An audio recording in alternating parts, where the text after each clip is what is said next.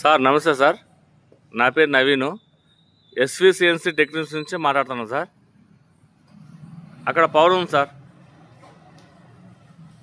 మా line Maheshwari line sir. ఇది నా కంపెనీ సార్.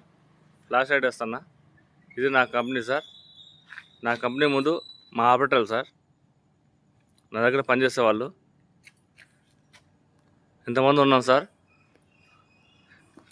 ఈవినింగ్ వర్షం పడినప్పుడు 7-7:30 మధ్య నుంచి కరెంటు పోయింది సార్. ఇంతవరకు కరెంట్ రాలేదు. చూడండి సార్. ఇంకో లైను, ఇది మెయిన్ లైన్ సార్. ఇది నా ముందు లైన్ సార్. అక్కడ దాకా పవర్ ఉంది, మాకు లేదు.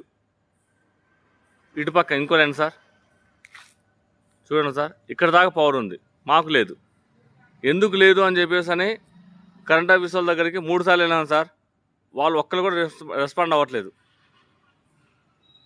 ఏఈ మేడంకి ఫోన్ చేసావు, ఏఈ మేడం కూడా రెస్పాండ్ అవ్వట్లేదు. ఏడీ సార్కి ఫోన్ చేశా, ఏడీ సార్ కూడా రెస్పాండ్ అవ్వట్లేదు. ఇప్పుడు నేనేం చేయాలి సార్? ఇదే కాదు సార్, ఇప్పుడే కాదు, చాలాసార్లు.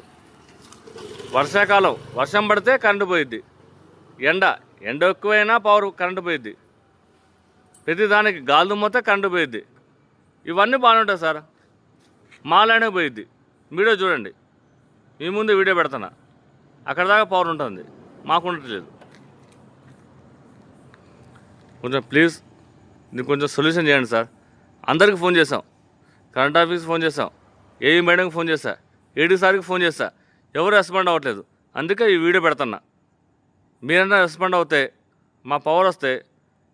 చూడండి సార్, మా ఆపరేటర్ ఉన్నారు, ఎంతమంది ఉన్నారు సార్. మీరు ఏదో రూల్ పెడుతున్నారు, దాని దగ్గర మేము పవర్ బిల్ కడుతున్నాం కానీ సార్, మాకు బాగా వాసిపోతుంది. అయినా కానీ మాకు 24 అవర్స్ నడుస్తాయి కానీ మేము పనిచేసి మీ పవర్ బిల్ కట్టలేము సార్. మీరు కొంచెం ఏదో చేసి మా పవర్ వచ్చేటట్టు చూడండి సార్. Thank you sir.